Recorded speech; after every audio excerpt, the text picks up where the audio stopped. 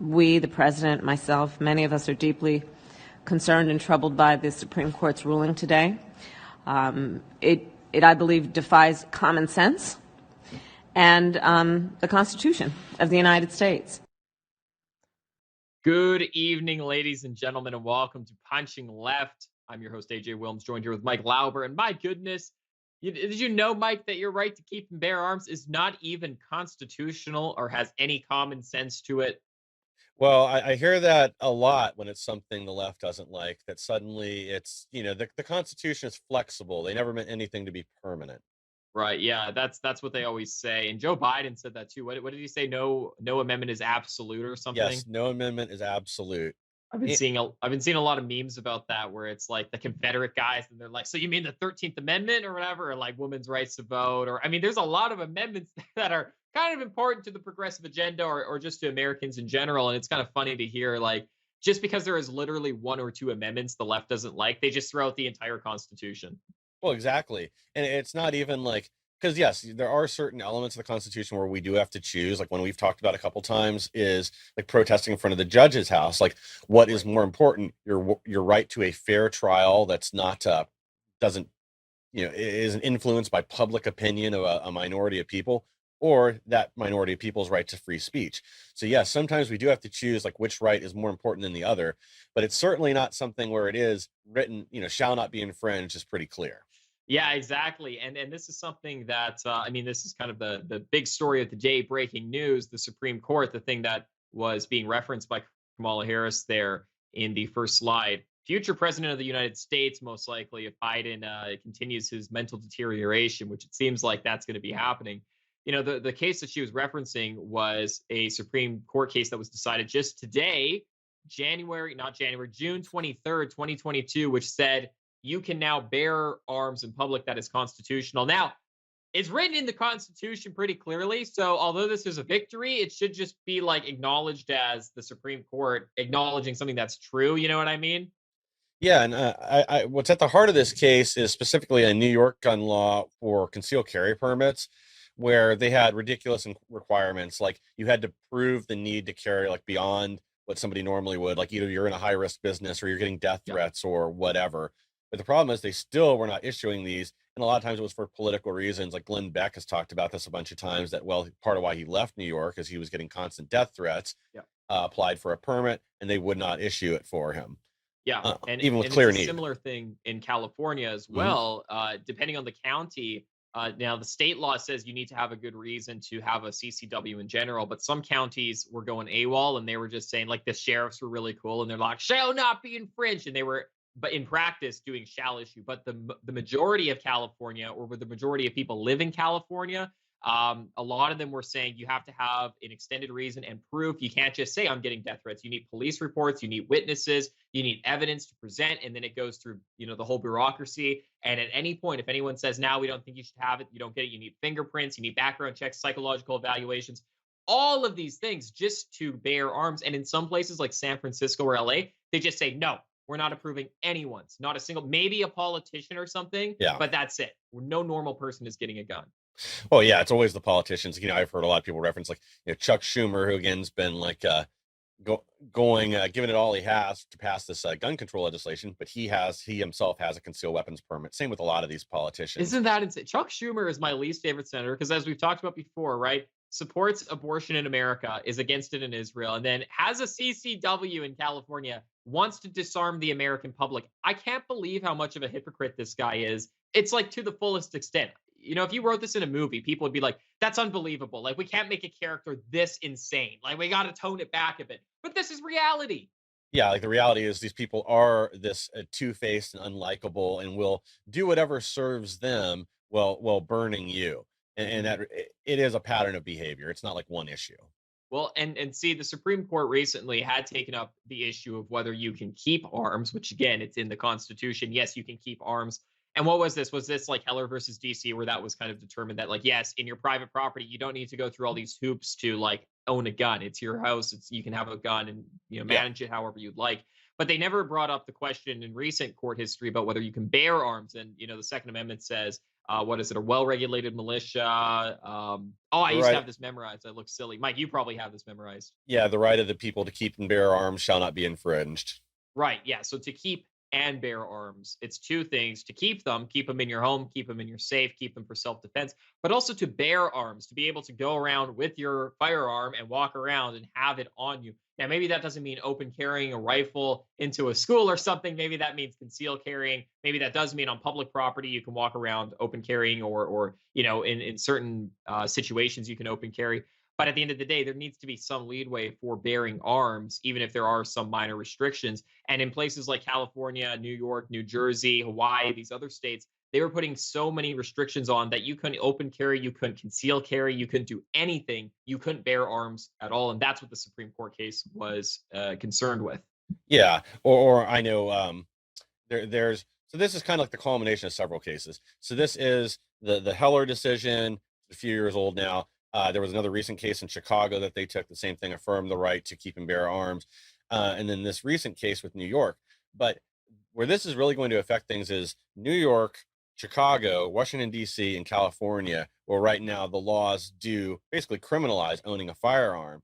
I was reading one like analysis of this earlier, or other laws. This is going to um, basically null and void, where some of these states, like, they'll put in transportation laws, which basically make it impossible. It's like you can buy a gun at a gun store, but then you'd have to have like 2 separate trips to bring the gun back to your house and bring the ammo back to your house because they have some weird rule about what you can keep in your vehicle. Right. So it's basically laws that are just, they don't serve a real purpose other than to criminalize a constitutional right and make it difficult for somebody that's a law-abiding citizen to own a firearm. Right. And the Second Amendment specifically says like a well-regulated militia, right? Mhm. And sometimes liberals will focus on that and be like, oh, see, it's only for militias to own firearms, which they don't want. I mean, I think that terrifies them more than like your Uncle Joe owning a shotgun. I think it's like a well-trained like militia of Proud Boys or Oath Keepers like training together. So I don't think they really mean that when they say it's only for militias. But even in that situation, it kind of serves our point here that like we do need firearms to the extent that if you wanted to start your own military or whatever in America, you would have the capability to do so.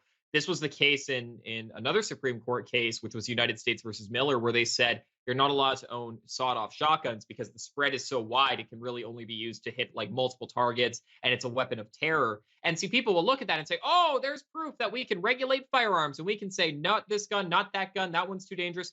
But the actual justification, at least when I see the decision, is the military does not use those weapons. So you can only own weapons that a military or a militia would use, which would include like automatic weapons and like literal like M16s or M4A1s or whatever, and not just civilian versions like AR-15s. It actually kind of adds to our argument that like, hey, they're saying the military wouldn't use this, so you can't. But the military would use this, so presumably you could too. You know what I mean? Yeah, to go back to something you said, like the militia argument, the left likes to forget the fact that at the time the Constitution was written, the militia was the people in general. It was any Right. able-bodied man was required to have weapons, be trained in them, and be able to defend the country in the event that you needed to be called up. Right. Well, and they would just go like door to door and be like, "Hey, get your gun. We're going out here." Like it wasn't like a you go to the recruitment center or something, like the modern military. Yeah, it wasn't like formalized training. You didn't have like, your militia meetup twice a month to go practice your, I don't know, your ability to take down the redcoats. But yeah, and it was very disorganized because even to the point where the commander, like the platoon leader, the lieutenant, and the captain, right? Yeah.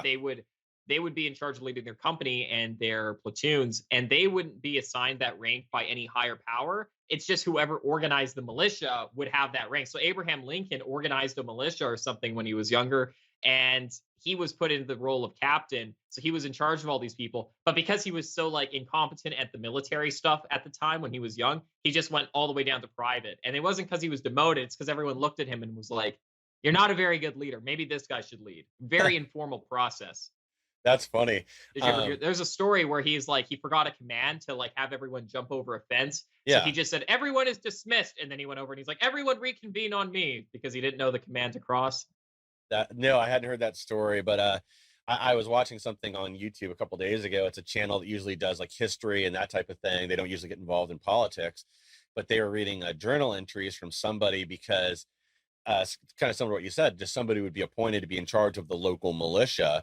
And this was just after the Revolutionary War, so this was still like fresh in people's minds. But their journal entries were upset that it was just some like local cabbage farmer was the guy that was like put in charge of them. They just thought this guy was just some dumb country bumpkin. Yeah, well, that's the thing is like you see in these kind of agrarian cultures or countries or whatever, because you see this even today in like the Middle East or whatever with these rebellion groups. It's just like random people who get together, and then whoever's the leader is usually, like I said, like in American history, it's whoever organized it, or it's whoever maybe has military background, or whoever has the most money or guns or whatever, the biggest house, and it's just kind of out of convenience or whatever. It never was an extremely stringent system that everyone was going through, in the early American history. And we can look at history and see that it was never supposed to be solely just for members of an official state-approved militia or something insane like that. Well, even you look at like historical documents related to the Revolutionary War, you'll see they talk about the regulars, the people that were like enlisted in the military under Washington's command or whoever's. And then they also talk separately about the militias. They might be going through like an area of, I don't know, Virginia, and the militias would meet up with the regulars, and then they would figure out, their plan for the next battle. Right.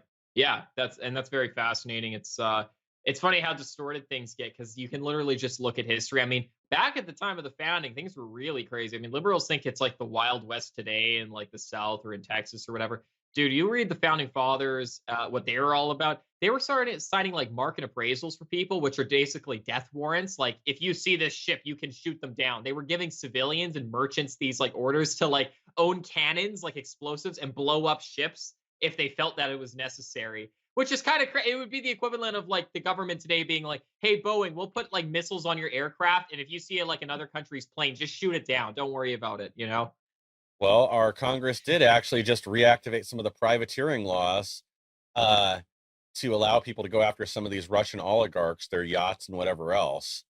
Oh, wow. But I've thought about this before. Like, we ought to do this with like drug kingpins and whatever else that are south of the border. Put bounties on their heads and encourage people to go wipe them out. Yeah, why not? Wouldn't that be so efficient? And I bet it really would be more efficient than what the government could do, seeing as how dysfunctional the government is today. Yeah, I think like what we spend probably on like a drone strike with like all the intel, time on a satellite, everything else that goes into it, where you can just tell some guy that doesn't like whoever the latest kingpin is down there that has an opportunity to take them out, and they'll probably do it. Costs $1 million. Yeah, exactly. I mean, that would be a wonderful world where you could just tell everyone like, hey, American citizens, it's your job to keep the illegals out. We would have zero illegal immigration if that was the case. I'm pretty sure all those ranchers down there, they would build the wall themselves. They would pool their resources. They'd get together and put in the labor, and we'd have the southern border wall if it was up to the American people to do. Oh yeah, absolutely. Well, it isn't just the Democrats we have to worry about. It's the rhinos that can't wait to throw us under the bus every chance they get. 14 to 15 of them have signed on with this new gun control legislation, including these red flag laws. Wow. And there it is right at the top, McConnell, right? As in Mitch McConnell, Cocaine Mitch, and of course Mitt Romney. We have some of the typical rhinos, and it's just shocking to me that yesterday or on Tuesday's show, rather, we talked about the Senate Majority Leader in Missouri, correct? Missouri? Louisiana? I kept saying Missouri, right? Yeah.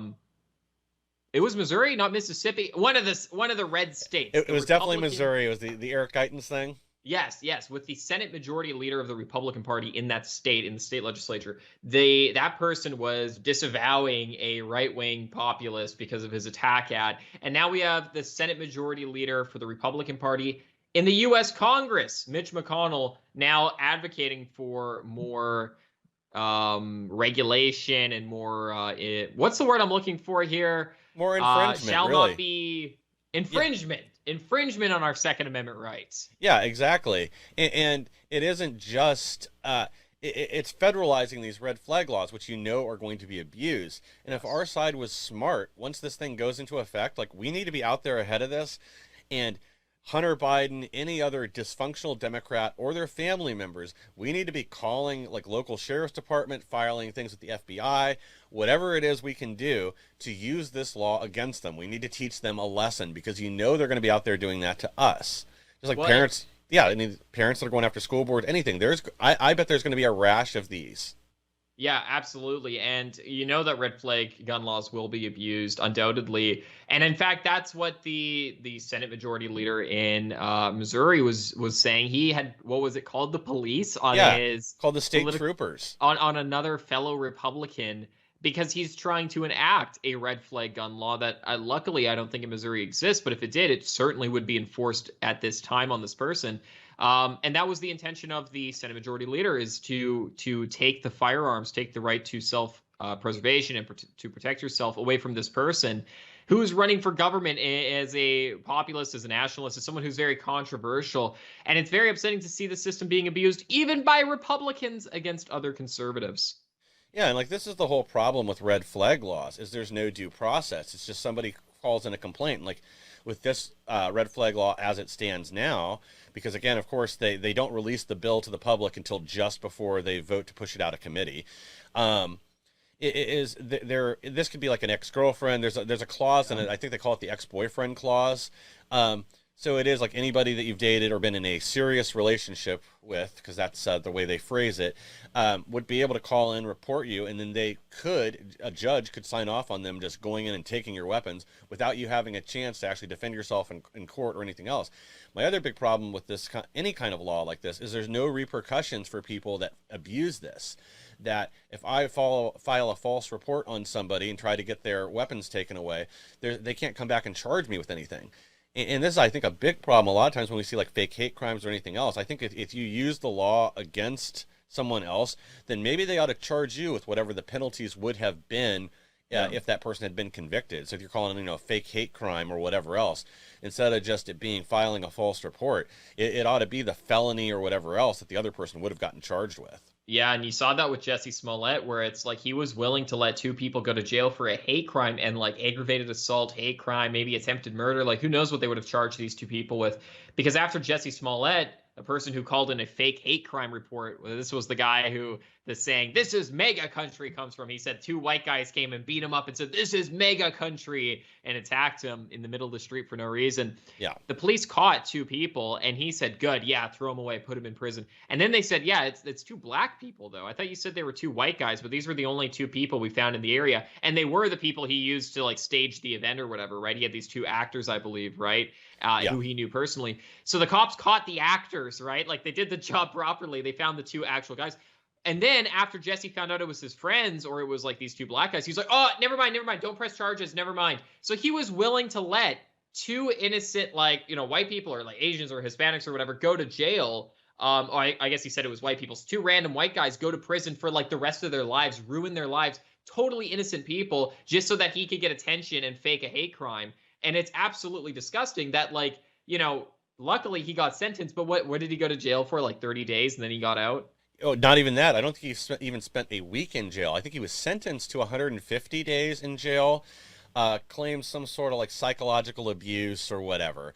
And they put him into a medical ward for a few days, and then they let him out. It was either 6 or 7 days after he started serving time. So, and they only charged him with 5 months maximum anyways, or sentenced him to that.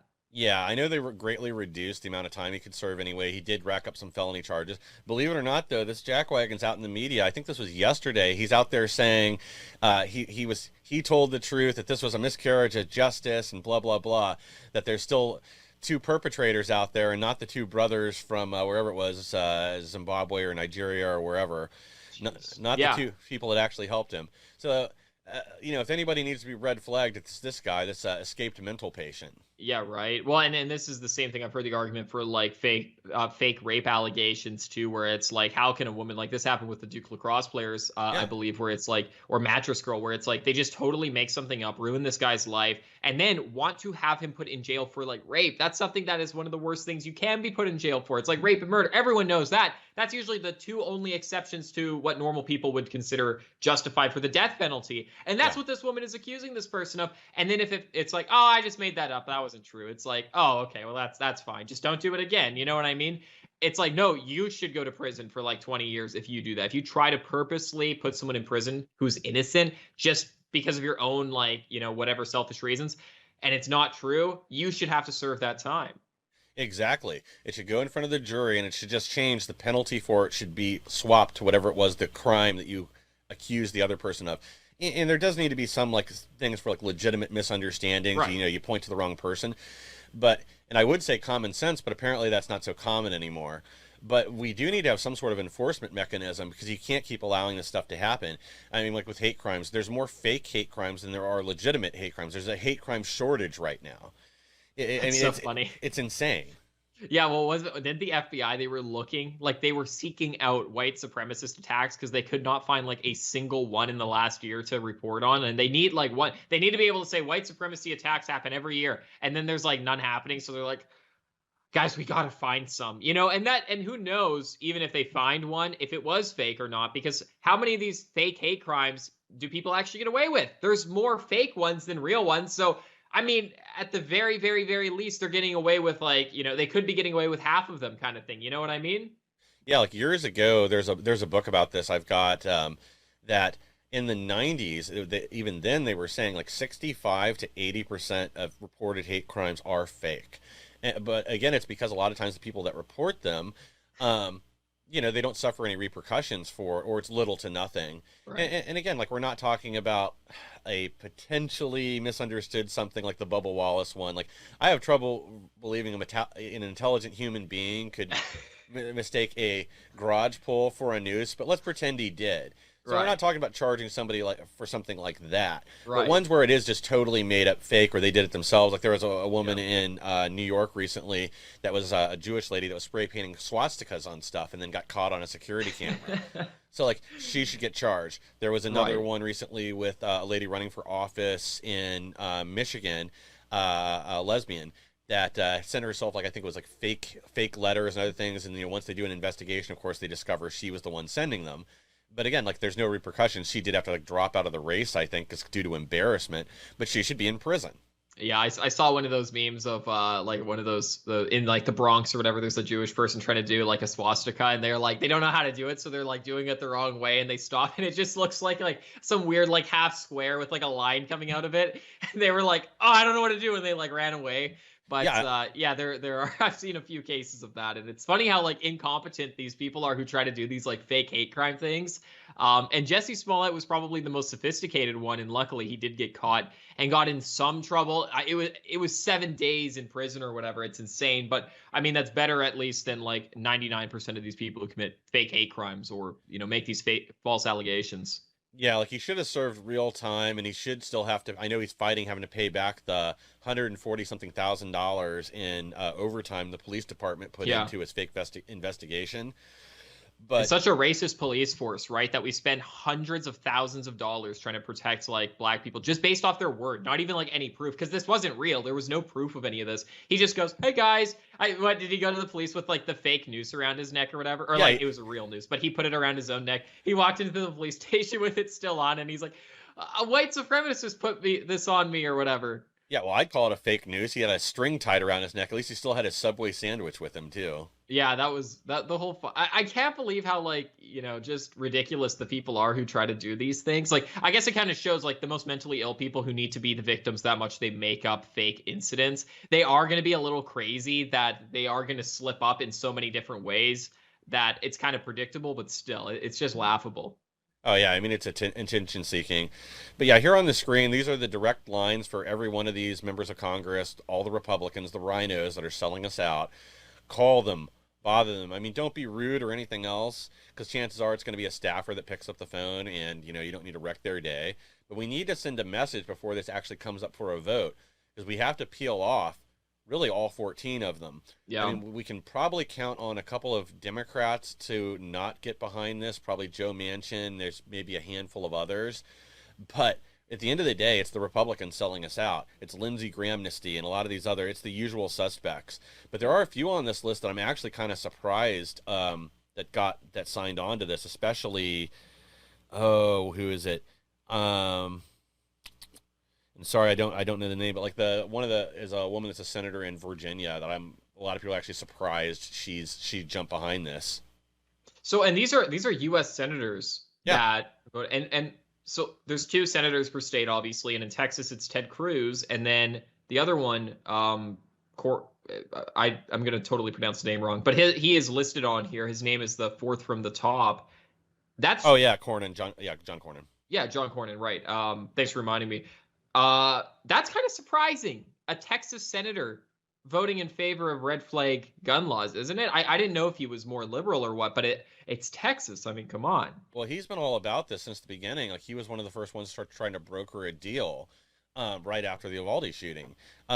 Is it just on guns he's really liberal? Is it like across the board? Is he kind of like Mitt Romney? He's useless. I mean, he's not as bad as Mitt Romney. I mean, Wow. at least in theory, but I think all these sellouts are that Yeah. you put the right thing in front of it and they'll just throw the rest of us under the bus. They don't care. They want their 5 minutes of fame in front of the liberal press. They want to get on CNN and MSNBC for a week. Yeah, exactly. They want those big donations. The NRA checks are drying up, and now they want the March for Our Lives checks, maybe the Harvard checks, the all these NGOs or all these institutions that fund these anti-gun projects. They want that money, I guess. Yeah, exactly. And this is so this next slide, this is Eric Adams, mayor of New York. So even though this Supreme Court case that just went through was directly against New York and against their policies for issuing concealed carry permits, he's already said nothing changes today, that they are just not going to abide by this Supreme Court ruling. And again, if our side did this about anything, I've seen stories where like cities or states say they're going to become a Second Amendment sanctuary. Yeah. And the left just melts down, that all of a sudden they want rule of law, constitution, that Biden should send in the National Guard and remove these people from office.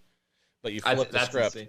And this happens all the time in California with drugs. They allow anyone to smoke like marijuana, even though it's a federal crime. And they're not doing it because it's like, oh, it's not in the Constitution. They're doing it because they just don't want to listen to the feds, right? And they, in addition to that, obviously with immigration, where the term sanctuary came from was like the what do they call that? The city sanctuaries or sanctuary cities? Yeah, where they allow illegal immigrants to stay, and they violate federal law by not reporting these illegals to the federal government. And they do the same thing with firearms now, as you can see, and they do the same things with abortion as well. Like, what issues do they not just disobey the government, the courts, the federal government on? Abortion, drugs, firearms, immigration. Some of these are like pretty cut and dry federal issues too, like immigration and stuff, and they just still say no, we don't care. The right wing. I like the Don Huffins approach. Don Huffins was running for governor in Texas, and he said, we're going to build a wall, and I don't care if the federal government doesn't like it. We're going to ban abortion. I don't care if the Supreme Court likes it or not. And that was his motto. He was like, no, we're just going to ban it. And all these other Congress people say they're going to ban it, all these other governors, but they don't because the law says they can't. Well, we're just going to do it here. Yeah, and that's just Carrie Lake. She's running for governor in Arizona. She said the same thing. Watch... let's see Joe Biden try to stop her from putting up a wall. He's going to have to send the military down to arrest me. That's the kind of people we need in office. Somebody to give Florida man a run for his money. Somebody to, try to out Ron DeSantis. Yeah, well, and see, the thing is that some people might say, oh, well, you're playing the left's game. No, we're not, because what we're trying to do is we're trying to say we're not going to let women kill their own babies, even if the Supreme Court says that they should be allowed to, right? The left wing is saying, you guys want to protect babies? No, we're going to keep allowing women to kill babies over here. That's immoral, which is why it should not be allowed, and we should use the court and the federal government to stop it. We're trying to do the moral thing. If the court wants us to have abortions in our state, we want to prevent that. That's a good thing. Same thing with firearms. People have a moral right to protect themselves. So yes, we should be going as far as possible to protect people's moral rights. Whereas in New York, it's the inverse. They are doing evil things. They're trying to disarm their citizens. The citizens are like, hey, can we please protect ourselves? Gang violence is through the roof. There's a huge drug problem, huge crime problem. Can I please protect myself? And the government there is saying, no, we don't want you to. Even if everyone else says you should have a right to do that, we don't think so. So it's not that we're playing the same game as the left. We're doing what's morally right, and they're doing what's immoral. It just may be the same method of implementation is all. Well, even if it is, I've said over and over again, we need to start adopting some of these tactics of the left. You can't fight an opponent that's willing to change or bend the rules anytime it suits them. They just make them up as they go. So if they're going to continue to do these kind of things, then we need to start doing some of these tactics as well. Yeah. We can't just let them run us over like this, and because of our convictions that or the desire to play fair and live under the rule of the law. If your opponent's not willing to do that, they're going to win. And as soon as we realize this, that's when we can start fighting them back with fighting back with their own methods, which are effective. I mean, look at like the Supreme Court right now. You know, they have protesters out there every day harassing these people in front of their house. It's a federal crime to do that, to harass a judge. But our Department of Justice won't prosecute anybody for it. Yep, exactly. And speaking of Supreme Court, I mean, that's a perfect example of fighting fire with fire. You know, the left wing politicized the Supreme Court. It was liberals who started stacking the court with really politicized justices. Up until then, you know, some people will say, oh, the Supreme Court was always politicized or it was always about politics. Yeah, it's always about politics because of, you know, judicial review and things like this. But at the end of the day, Congress usually came together and like unanimously selected a justice because they're like, hey, this is someone who respects the Constitution. He understands law. He's had a lot of experience in this. He's going to make very sensical and constitutional rulings. It wasn't about like, okay, this person's going to give me the healthcare policy I want, or this person's going to vote on immigration the way I want. The left started to think that way and put in justices that were just straight liberals. Like Ruth Bader Ginsburg was like a straight liberal. Every single issue she was liberal on. Same with some of these other justices that the left has picked. If the right wing didn't say we're going to counter that by putting in strong right wing justices, we would have no constitution today. We needed to fight fire with fire, even if it goes against the principles of the Supreme Court to put neutral people in. Sometimes we got to play the game the left is playing to counteract what they're trying to do. They're trying to swing the balance off, and we can't be, you know, not giving an equal push to their pull, so to speak. Yeah, because it would be nice to just put in constitutionalists that'll follow the rule of law, but unfortunately, when the left puts in judicial activists into positions, and you know, as we're seeing with these prosecutors all over the country right now, that'll drop charges. Soros-funded ones. Yeah, exactly. If they're going to play that game, then we have to play it too at some point. And then once we actually have taken things over and they've learned a lesson, we can go back to operating in a more constitutional or moral fashion. But for the time being, we have to fight fire with fire. Yeah, exactly. We have to start fighting fire with fire. And we have to recognize that we are at war right now in this country. Just because there's not bullets flying doesn't mean that we're not experiencing massive casualties, for example, or we're not at war. Because, like, just take a look, for example, at the child death rate in America, you know, through abortion, through drug overdoses, through child transgenderism and things like this, and suicide. This doesn't happen in places like Syria and Iraq, where you have mass abortions, where you have tons of drug overdoses, where you have these massive problems like that. So we're going to look at those countries and say, that's a war zone. They're fighting for their lives. They have to fight for their kids' lives.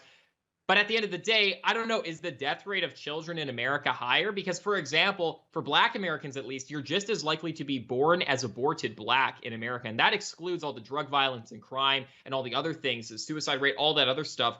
So in America, I think that Black kids are actually more likely to be killed in America than they would be in a literal war zone in like Nigeria or something, right? So we are quite literally at war, regardless of who you are, Black, white, or Asian, or Hispanic in America. We are in a spiritual war in this country, and we have to recognize that just because there's not bullets flying doesn't mean that our lives aren't at risk, or that our children's lives aren't at risk, or that we can just willy-nilly think, oh, well, I'll just vote for the red guy next time and everything will be okay.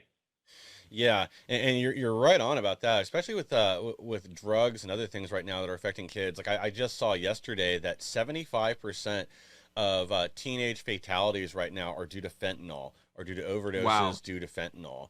To kind of get back to where we were, we have to pursue the same strategies the left is, and the reason that they do this is because there's no repercussions. So in Wisconsin yesterday, the governor forced their legislature back into session over abortion. Now the governor is a Democrat, but their legislature is Republican led. But they let protesters into the building to harass them, to try to get them to pass some bill that he wants to protect abortion rights. Wow. But at least the Republicans had the sack to shut down the special session after 14 seconds. They called everything into session, and then they immediately closed out of it and did not take up this bill the governor was trying to force them to. Wow, I wish all government was only lasted 14 seconds at a time. Yeah. That would be wonderful if every congressional session was like roll call and adjournment, and that was it, you know?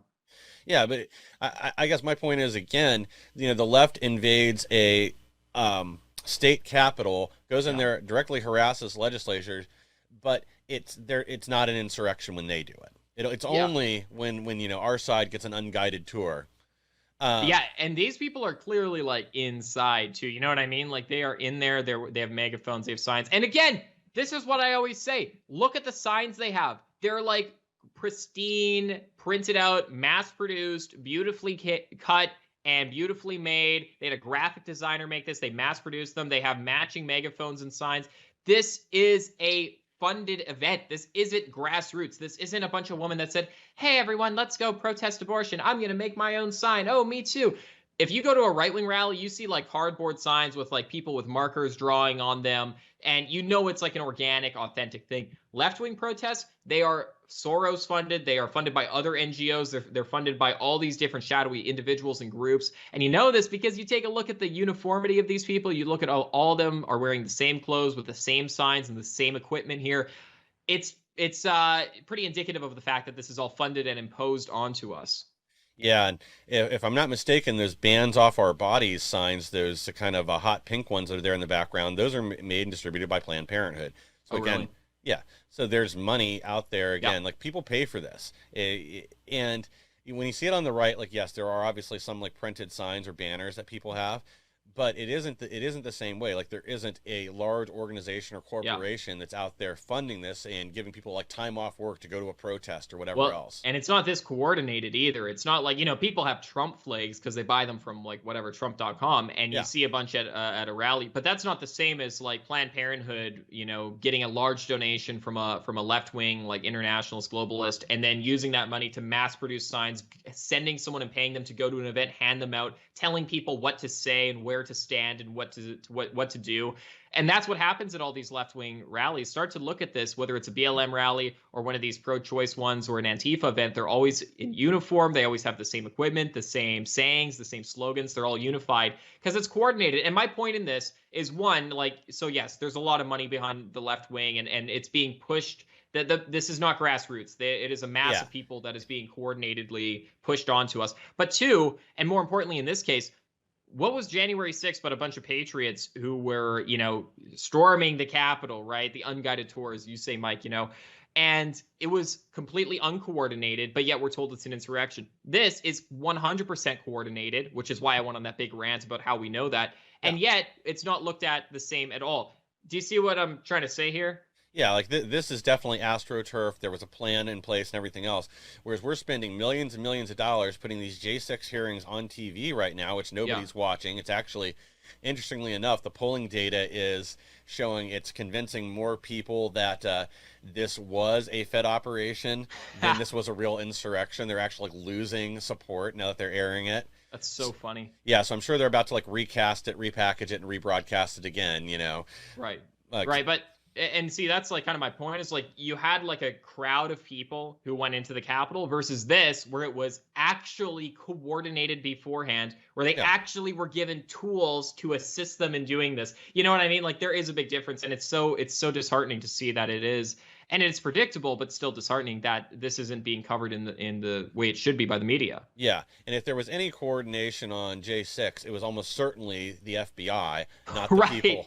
Yeah, not the people that were actually there. I mean, I've seen reports where there's lawyers for some of these defendants that they're seeking identities for up to 80 people they believe are federal agents that coordinated this. I mean, there was just another breaking video yesterday or the day before that somebody finally released of Capitol Police or FBI, I think it was Capitol Police, dropping off a group of people into the crowd that then went out and caused trouble. I guess it was some of these people that broke windows. They drop them off like a block away or whatever and then have them go mix in and break windows. So again, all this stuff is very suspicious at the very least. And that is extremely, extremely like deceptive and a lot more malicious than people may think, because I actually had read a book on crowd psychology. And it's funny because there's actually like, depending on the situations you're in, you're going to be thinking differently. And one of the kind of specialties of psychology is like crowd psychology. When you're in a large group of people, you don't think the same way that you would normally think just on your own, right?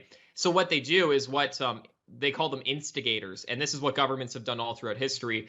This is what, for example, like let's say Stalin would do. He would have a few instigators in a crowd, or the Bolsheviks, they'd have a few instigators in the crowd. So when a leader says, let's go storm this building, they'd have like maybe 10 people in a crowd of 100 people say, yeah, let's go. And then all the other people would be like, oh, everyone's excited. Yeah, let's go. And they just kind of copy what everyone, and that's how you get the whole crowd to be mobilized to do something.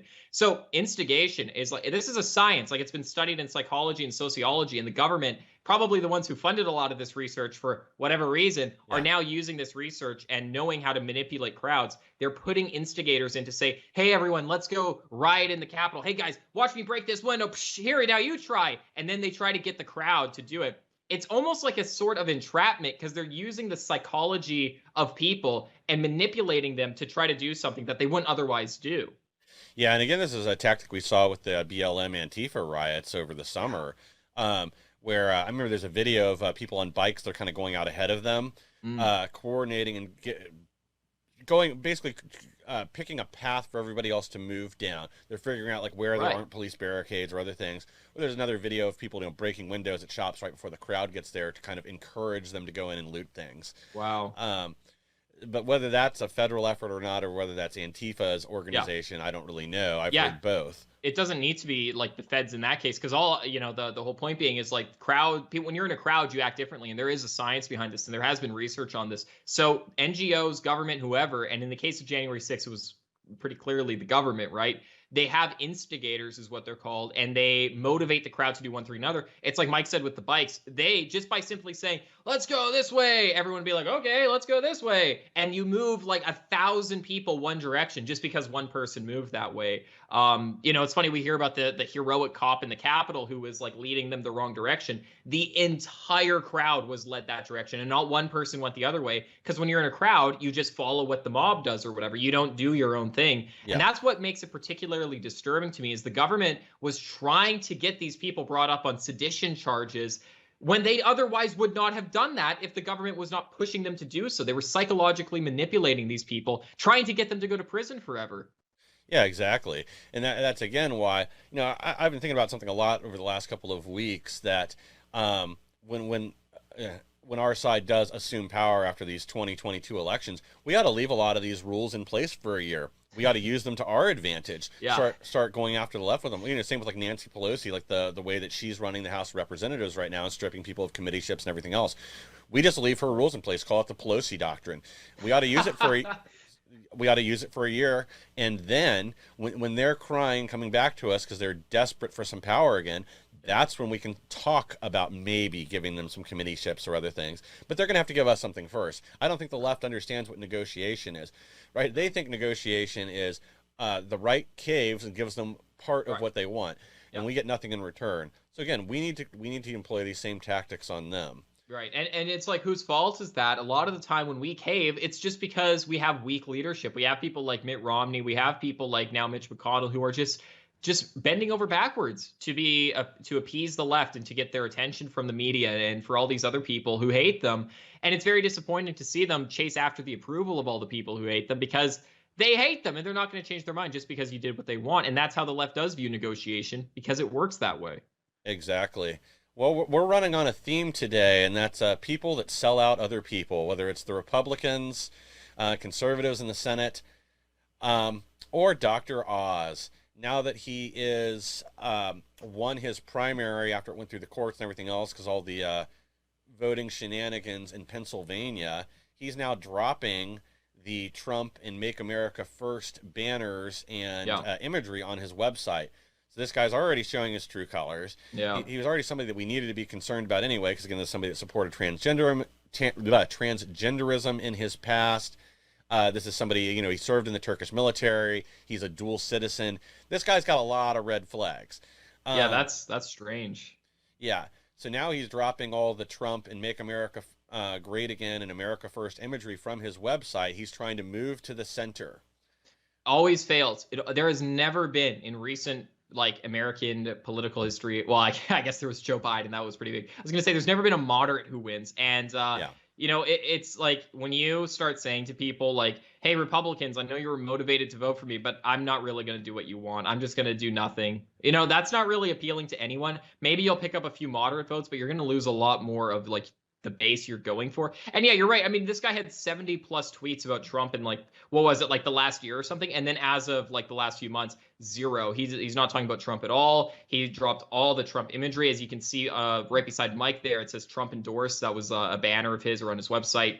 And that's totally gone now. So it's like, dude, the president of the United States endorsed you and you don't even want to show that off. Like, come on, everyone on the right kind of likes Trump. It's certainly the people voting for you. Yeah, especially again in Pennsylvania, where election integrity and a lot of these things are such a Yeah. big issue. If anything, I mean, I knew this guy was going to sell us out regardless if he got into office. He Yeah. wasn't going to stick to his guns. If anything, he just jumped the gun and showed us his true colors ahead of time. Yeah. But what stinks about it is, this is now after the primary, and there were a viable America First candidates there. Kathy Barnett would have been great. She would have been absolutely fantastic. But because of this and other shenanigans that he pulled, and the other gentleman that was running against the one that he was in the head-to-head in the runoff with, where they were tallying votes, because of these shenanigans, now she's out, and we're stuck with this loser who we already know he's going to sell us out. He has all these foreign connections to Turkey. He's a practicing Muslim. I mean, this is not somebody that we want representing the Republican Party in high office. Yeah, and he says he's America first, and then he has like dual citizenship, and he says he's America first, and he's like a Muslim guy, and he says he's America first, and he drops Trump from all this stuff. And Trump, if you just Google Dr. Oz Senate or whatever, one of the first articles is like Trump works overtime to push Dr. Oz over the finish line for the primaries or whatever, right? And it's like Trump dedicated so much time and energy and money to you. The guy spent $10 million on advertising, Dr. Oz, that is.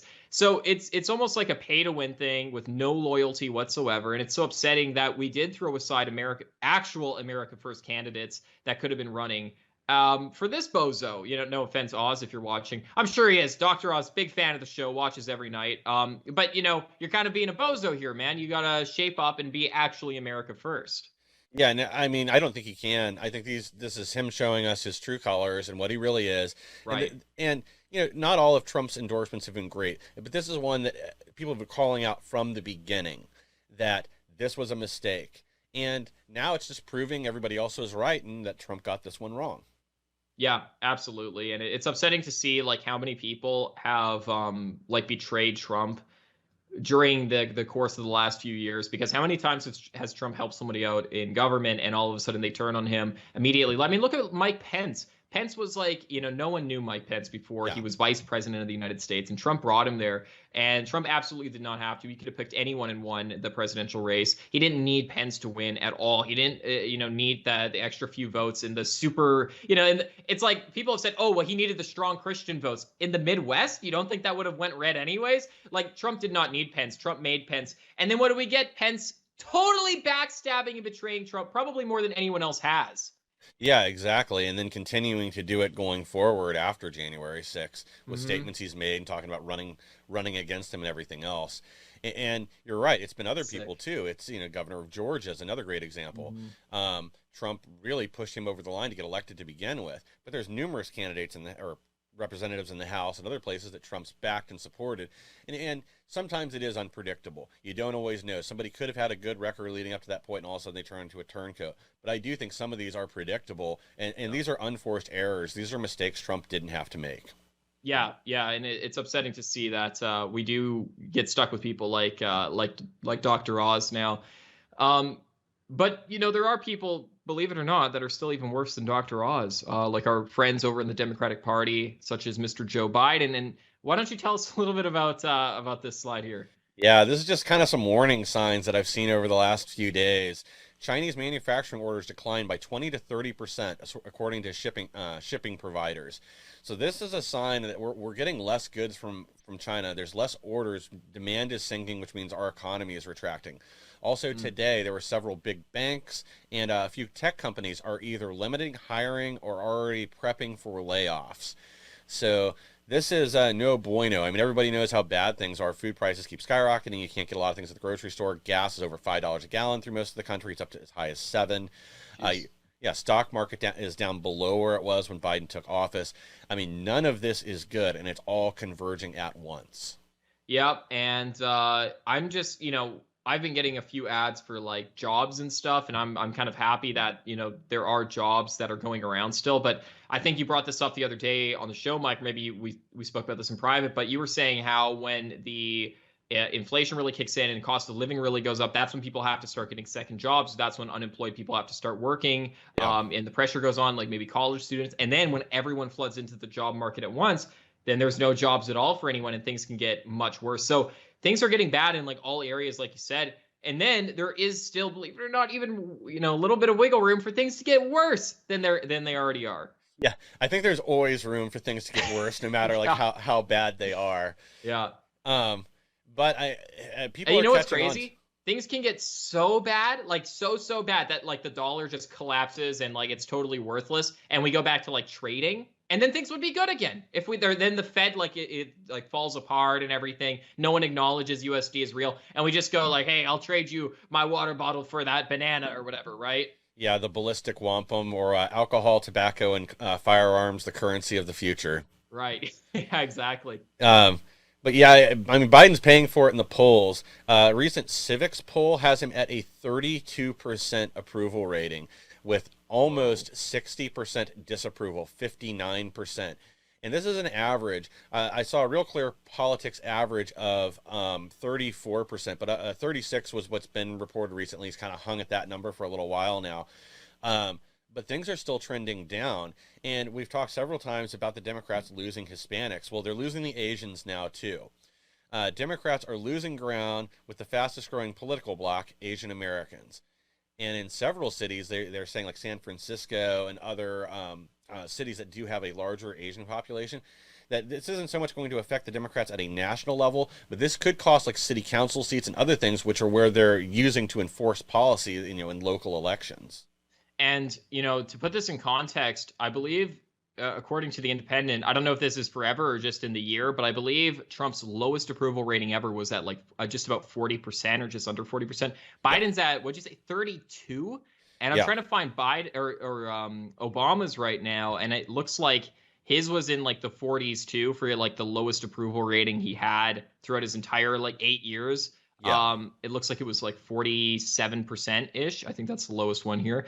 And Joe Biden at 32%. My goodness. Wow. Yeah, that's insane. That's just under a third of the country's approval.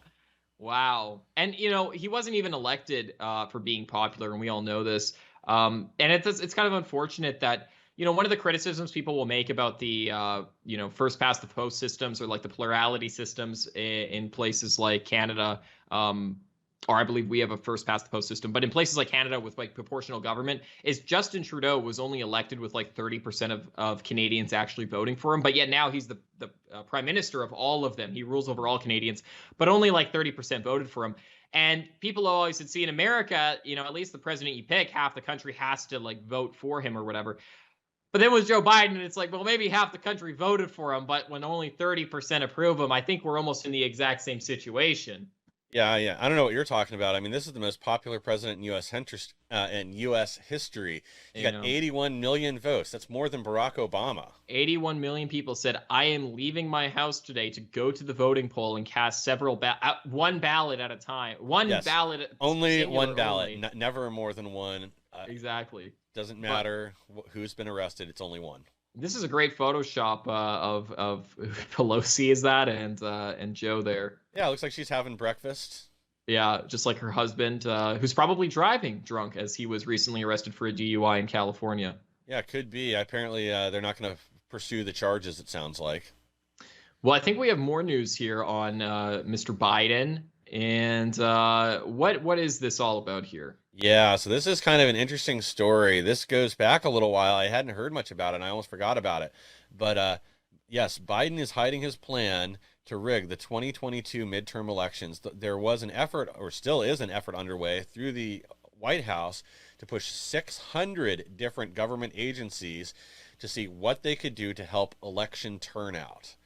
Oh, wow, nice. And it gets better. The White House is refusing to share details about this coordinated effort to engage in a federal takeover of election administration. Dude, this is exactly what you were saying before, Mike, about like fighting fire with fire. It's like, why did Trump not do this? And we could have actually done the moral thing and said, let's ensure election integrity from now on. But instead, the Republicans are like, oh, well, it's not the federal government's job to get involved in elections. That's like a state thing, right? And then the Democrats are like, oh, you guys aren't going to do it. Okay, we'll do it. We'll do it, and we'll permanently deadlock America Blue. No problem. Yeah, they have no problem federalizing things in a way that benefits them. And I mean, this is kind of interesting. So, like, dozens of members of Congress have reportedly asked for details. The Biden administration and each agency is refusing to provide any information, even with FOIA requests. Not a single one has been responded to.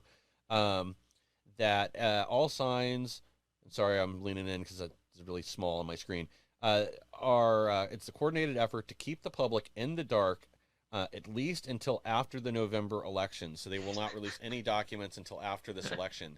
Wow, thanks, government. I love our federal government. Hey, guys, we're trying to manipulate the I got to be careful on YouTube here. Hey, guys, we're trying to ensure the results we would like to see in the election this November. Fortify the election. We're trying to fortify the election this November. We're going to show you everything we're doing, though, after November. We'll show you all in December or something. Yeah, exactly. Thanks, guys. It's really helpful. It's a surprise. It's not done yet. You got to wait for it. Jeez. I can't stand the government, man. Holy. So this is the thing, though. It's like, this is going to be similar to, like, one of the things that people have pointed to in the last elections is, like, the Zuckerbucks, the Facebook money that went into these centralized cities for get out the vote efforts. Yeah. And that's what they want to do with this too. They want these government agencies, which are going to be located in major cities. They want to push out the blue vote anywhere where it's blue, because you can bet your ass that if there's a red city, the same effort will not be made to get out voters. Yeah. They will. Yeah. Is this happening in the Midwest? Are they going to Oklahoma City and getting people to go out and vote? Or are they going to Detroit, Chicago, New York City? No, that'll be the areas where they're scrutinizing any super PAC or anything else that does have a get out the vote effort. That's where you see somebody leaving in handcuffs, and then the charges drop 3 weeks later when it doesn't matter. Yeah, and I mean, I don't know if this is a hot take or not, but if you're not, like, motivated enough to just vote on your own, you probably shouldn't vote. You know what I mean? Like, I'm not even, like, motivated enough to vote, and I love politics, and I'm into it, and I understand it all, and, it's still, like, a chore for me. I can't imagine someone who's, like, even less educated about politics than I am going out and being like, I'm going to vote because somebody knocked on my door and told me to. Oh, yeah, I agree. I think, like, if your only motivation to go is because, the Democrat van showed up down below your apartment, they're going to take you to the polls, and then you're going to, get encouragement from whatever. If you're not educated and don't know the issues, you probably shouldn't vote. Yeah, I saw a funny video, and I wish I would have sent it to you if I knew we were going to start talking about this. But, one of the reasons I think Democrats are pushing for, like, large cities to vote is, like, because they are generally more liberal, but also because there's quite a lot of minorities who live in the inner cities, and they vote, like, really blue. You think white liberals vote blue quite often. The, like, Black Americans, I think on average vote like 90% blue around there, and Hispanics something like 70 to 80% depending on where you are. So they really want to get the vote out for these groups because it's a no-brainer. If let's say Mormons voted 90% red, we would be going to the Mormons saying, get out to vote, guys, let's go.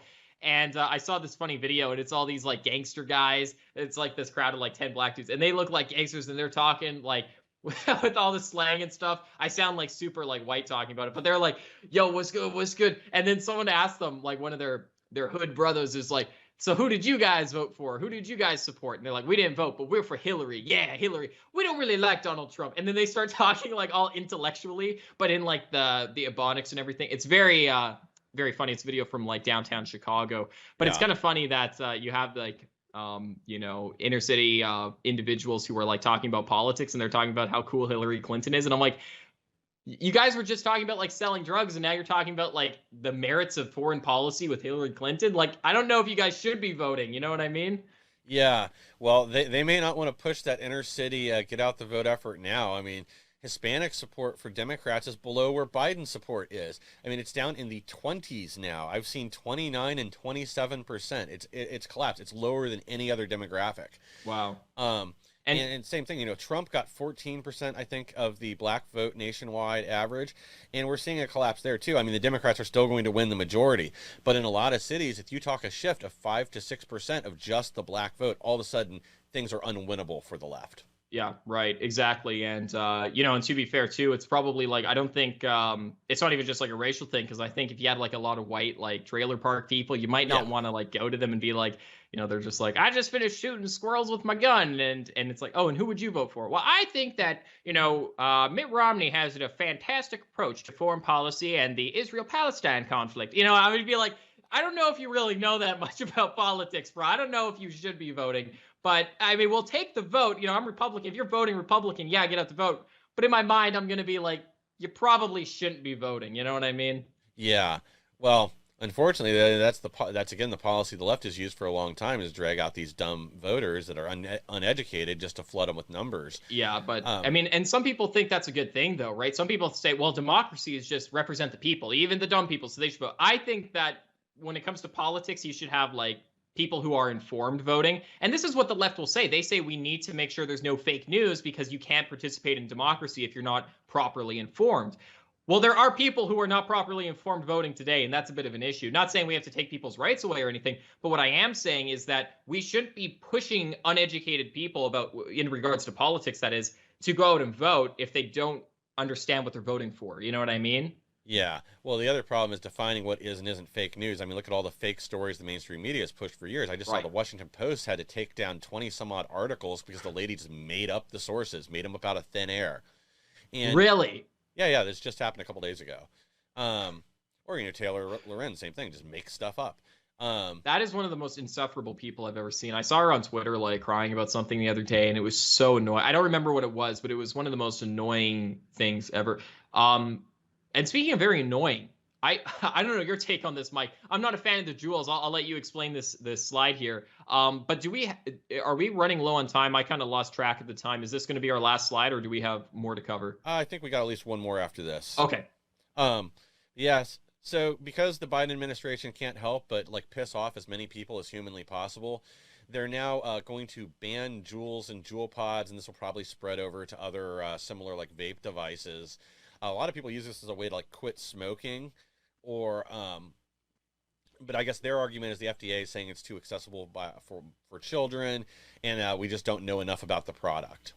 Interesting. Yeah, I'm surprised they wouldn't go after something like smoking first. I guess the vape lobby doesn't have as much money as the tobacco lobby. I would hope that they would ban smoking first. You see, I'm more of a Puritan. I think that we should repeal the 21st Amendment, ban drinking, ban smoking, ban gambling. And, some people are like, AJ, that's like Saudi Arabia. Yeah, we're going to be Christian Saudi Arabia under my rule. So I don't know about the jewels. I've never looked too much into them. I'm not a fan of vaping, not because of any health things. I just think it's kind of gay when I see these hipsters vape. So I don't really know how I feel about this. But yeah, you brought up a good point, Mike. If it's used as a way to quit smoking, then that's something I support. But if it's used for like fun, then I might have to agree with Biden on this one. Yeah, because I mean, I do know some people that just vape. I know several people that use this as a transition to quit smoking because the nicotine gum and the other stuff is very expensive, or it tastes terrible is the other thing I heard. I always hear the gum tastes like burning. It tastes like it burns your mouth at first until like because you're absorbing nicotine salts through your tongue. That's probably not the best idea. I don't know if this is true because I've never smoked before, but I heard it's hard to get addicted to smoking because it really hurts to smoke at first. You're like, and it tastes bad and everything. And you just have to keep going more and more, and then you get addicted. And I don't know, is that like a true theory that it's like kind of hard because you have to like purposely try to do it over and over? Yeah, I don't know. Like I used to smoke, and I don't remember it being like painful or anything when I started. But also, I was never a heavy smoker anyway. Yeah, I wasn't one of these that like smokes like a pack a day or anything. I'm getting bad info then because the only thing I've ever smoked is I tried hookah before, and I know if you like rip it too hard, you're like.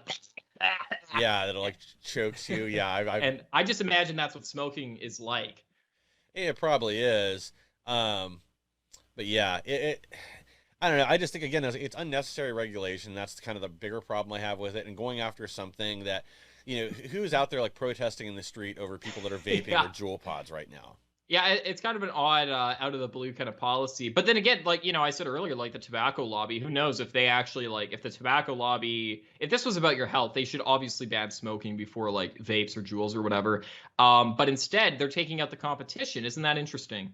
Yeah, and actually, well, so one of the comments in the article I grabbed the picture from here was this has been heavily influenced by the tobacco lobby, that they have been actively campaigning Mm, against vaping and other products like this, both for safety reasons or anything else. Like a lot of times you see these stories that wow. circulate around. Like I know there was one a few years ago about people in the hospital due to vaping because of lung conditions or My whatever. goodness. Well, See, it turned, I used to see those and be like, "Oh, wow, yeah, vape." Now I'm about to switch sides and be like, "Well, I think tobacco's worse, so maybe I'm going to take the vapor side." I don't know. yeah. Well, like this story this particular article, like they highlighted a bunch of cases that were mostly not true, or they were people that were using like homebrew vape products that had, I don't even remember what it was in them now that was causing the problem, or they were conflating people that were vaping with like marijuana products with tobacco products. I guess they're made two Mm. different ways or two different base chemicals. I don't know. I'm not a vapeologist. Yeah, there needs to be, I believe, if I memory serves me right from when I was in high school, the what's it called, dabs or whatever, dabs.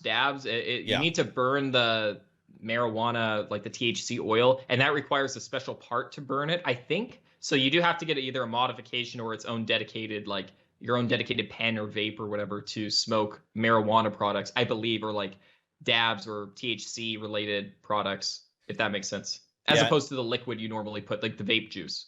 Yeah. And I mean, it kind of makes sense. And I'm not like super familiar with how the product works, but it could be like, different temperatures are required or other things. I Yeah, don't know. we'll bring on some like stoner from like Hollywood Boulevard or something next show to explain it to us.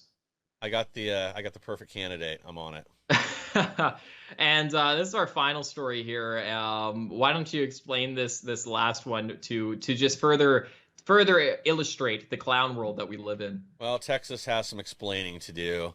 A transgender bank robber to get gender reassignment surgery in prison. Now, is this like a state prison or a federal prison, or is there? Ooh, I'm assuming there's federal prisons. good question. It could be either. There are state and there are federal prisons, so it could be either. Well, it says Texas prison, so that might Yeah, it's mean got to be a state. state level. Yeah, That does surprise me. That I have no idea why this would be allowed. yes. Well, maybe they're in Austin or Dallas or somewhere else where things have gotten out of control. Yeah. Um, so this person's a transgender ex neo-Nazi bank robber. Was convicted in two different violent assaults, but they'll get gender surgeries fast-tracked by Texas Bureau of Prisons after he/she filed lawsuit against the agency over delays. I love how it says he slash she. They're like, Yeah, yeah, I we added don't that know. in. I'm, Oh, I'm not yeah. sure what this Well, person started out as. I couldn't find any pictures of them. Not that I wanted them. and believe it or not, there's something on the internet called homo fascism, which is like all these neo-Nazi guys are turning into like femboys and transgender and stuff. And I'm obviously not in those circles, either of them, the neo-Nazi ones or the transgender ones. But apparently, I've heard there's a lot of overlap between the two, which seems like a very odd crossover. I'm not sure why that is the case. Well, there is some truth to it, to Hitler promoting people like that within like the SS or whatever, people that had homosexual tendencies. We weren't talking so much like the femmes as much as the tough guys, the guys in leather, because they were intimidated, they were willing to like torture other people, and they already had corrupted morals, so they'd be willing to carry out other things.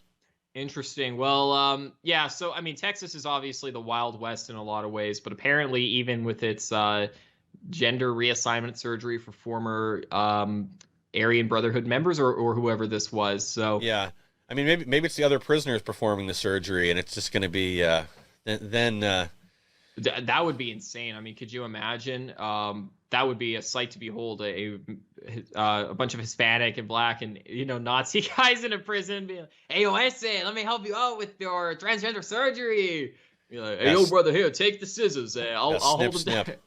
Jeez. Anyways, with that visual in everyone's mind, I hope Yeah. that you will join us here next week on punchingleft.com, where we have so many great illustrations and analogies on our show about transgenderism. Thank you guys very much for joining. Find us on all platforms at punchingleft.com and subscribe to our Telegram channel. That's where you can find clips from the show, highlights, and when we go live or post episodes. Thank you guys very much for joining this week. Punchingleft.com. My name is AJ Williams, and thank you for joining. Yeah, thanks again. I'm going to go bleach my eyes, but please be sure to like, share, and subscribe. tell your friends about us. We're kind of stuck in a rut where we need growth right now, and we need your help to get there. So thanks again, and we'll see everybody again soon.